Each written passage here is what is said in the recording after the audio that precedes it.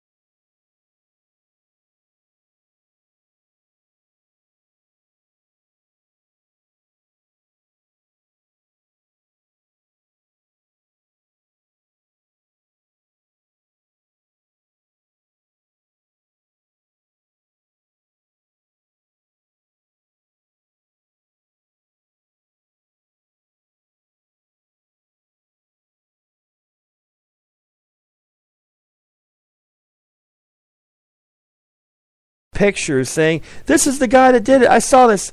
There was the report of the Saudi national was tackled by somebody because he was running away from the bombing. Turned out the guy didn't have anything to do with it. You know, it's insane. It used to be the media waited before breaking big news. Like now, in the wake of a big event like that, let's say the Kennedy assassination, you know, when people want to know information and lots of stuff's going on, that can be excusable. But in a situation like this, where, yeah, it's still tenuous, but, you know, the police officers and law enforcement officials are doing their own investigation. It hinders it when you're just breaking a news story and you're not even really doing anything anything notable.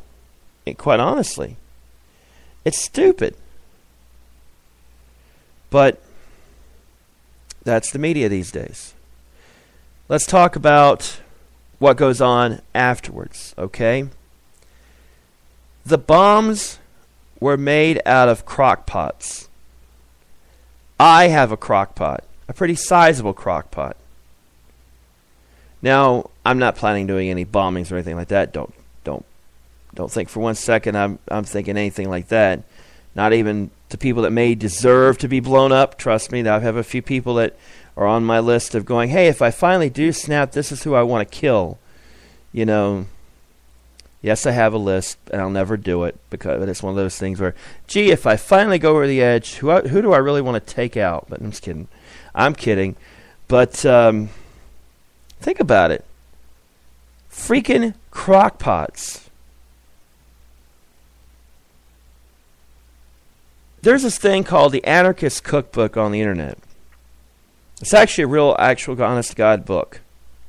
I've actually seen it. I've actually read pages of it many, many years ago. Didn't buy the thing. It was actually, now that I remember, I can't even remember where I saw it. But I actually remember actually seeing it and reading it and going, what the fuck is this? Pardon my French.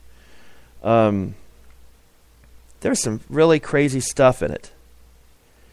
Stuff about how to make weapons and this, that, and the other. And it's like, and it's not, for the most part, I don't think it's even really banned in this country. Or, well, really, how can you ban a book anywhere? We have the internet around. I could probably do a Google search right now. Let me actually do that. Anarchist Cookbook. 1680 at Amazon.com. Yep, you can find it there. Yep. You can actually still find the Anarchist Cookbook. 1680. They don't offer a Kindle edition. The paperback edition, paperback addiction. Yeah, that's a really smart word. Paperback edition. It's been a long day at the call center, by the way. The Amazon price is more expensive for the paperback, but it's actually new. It's actually cheaper. But the used is, for some reason, it's more expensive. But anyhow, they actually have this. But this is an actual, by God, honest book. First published in 1971, the year of my birth. Written by William Powell to protest the United States involvement in the book.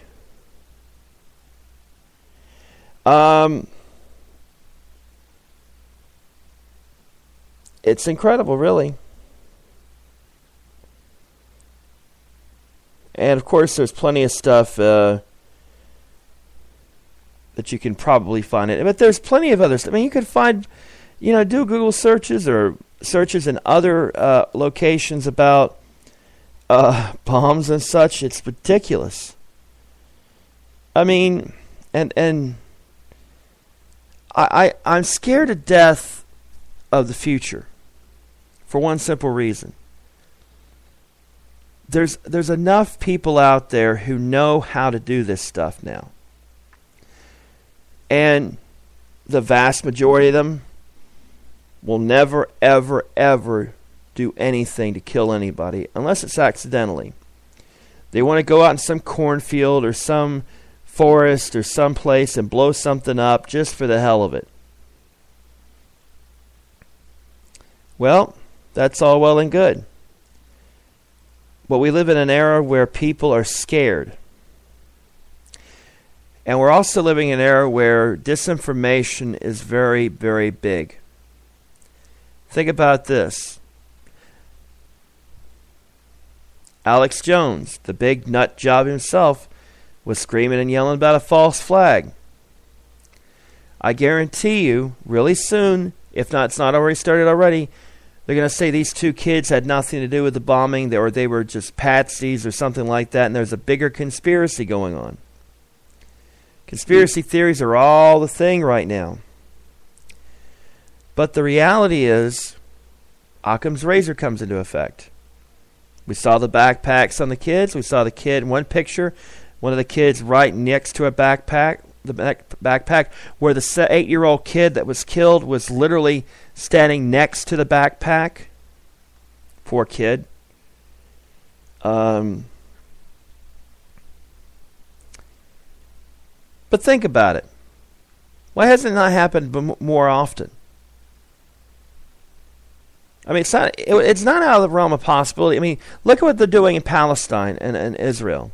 The Palestinians used to use belt bombs all the time. They don't really do it that much often anymore. But why not do them here? It's like I've said before. Big crowds. You buy a ticket to a Braves game. You watch the game. You got a belt bomb on. I went to a game last year. Didn't see much security in the sense of looking for bombs. Now, maybe there's stuff that I didn't see, to be honest with you. But think about it. As we were leaving, we were in a crowd.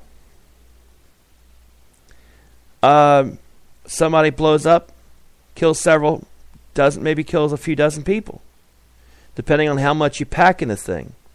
Say if it's a cold day, but let's say it's September, rainy, cold, but the Braves are in contention.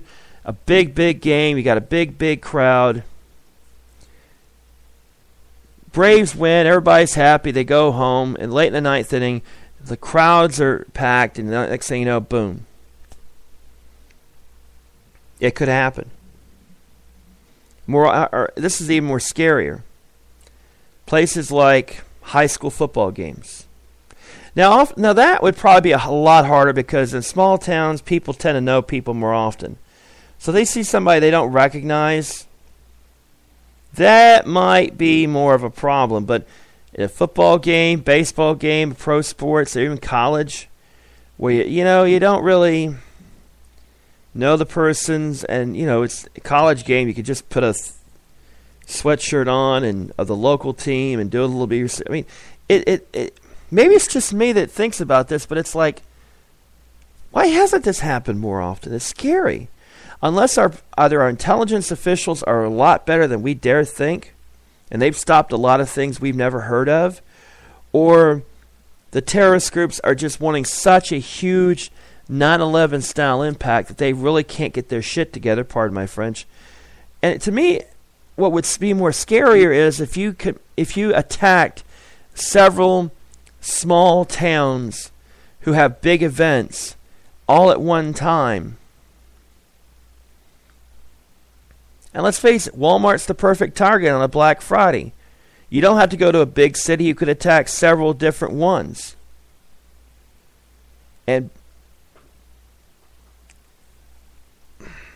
it's really, really, really scary to ponder. I'm going to admit something I've never admitted before. There was a strategic reason why I never worked on Black Friday during the real blitz, the really intense times.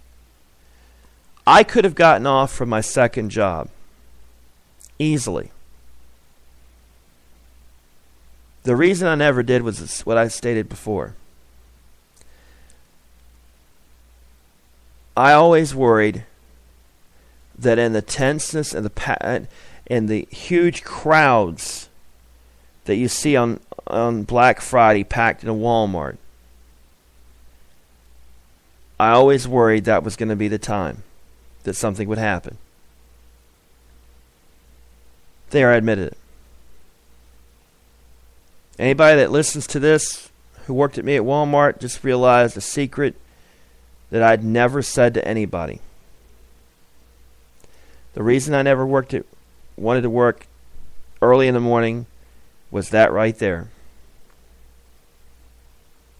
I could have gotten off from my other job and worked if I wanted to. Very easily, actually. That was the reason why.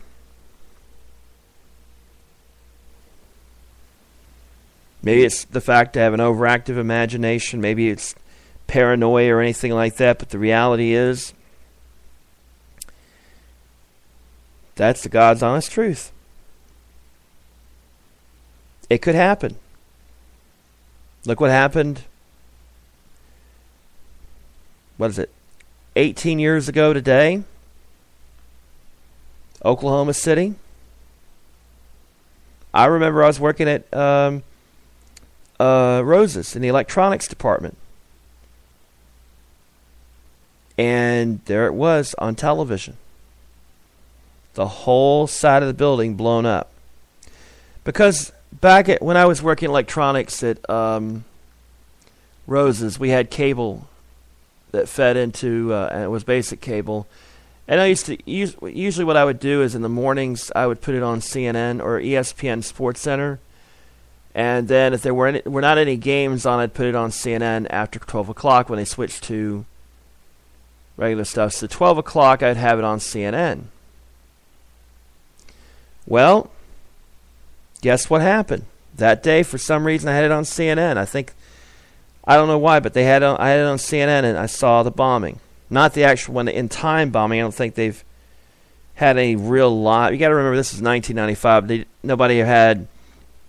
You rarely had a lot of people with a lot of video cameras around and whatnot. So there was, I think the only actual video of the bombing was like a time-lapse security camera.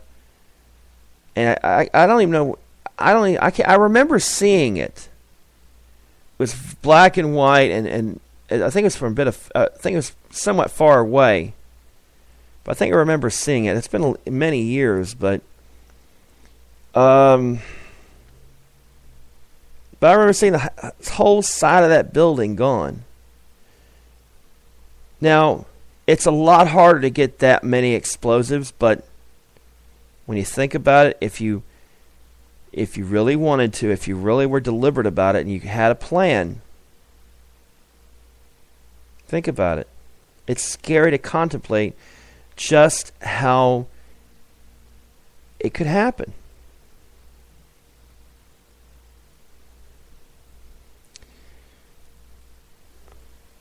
Now, what are we? Maybe I'm paranoid or anything like that. I'll be first to admit, maybe I'm a little bit paranoid. But the fact is,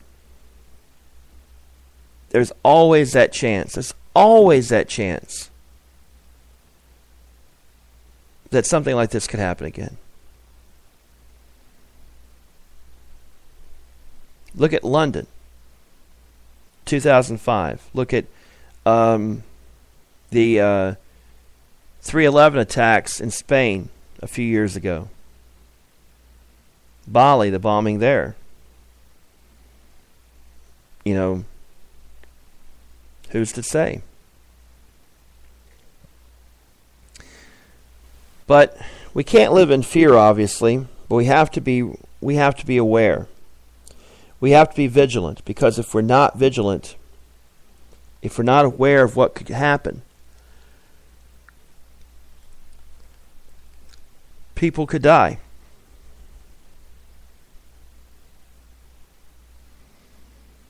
That is a harsh reality. And let's face it, If you see a backpack at a crowded street festival in your small town, 9,999 out of 10,000 times, it's just some kid who left his backpack going to the bathroom or something and didn't think about taking it with him. But that 10,000th time could be the bomb. Could be a bomb that blows up, kills a few people, injures dozens more. Who's to say? Look at the Olympic Park bombing.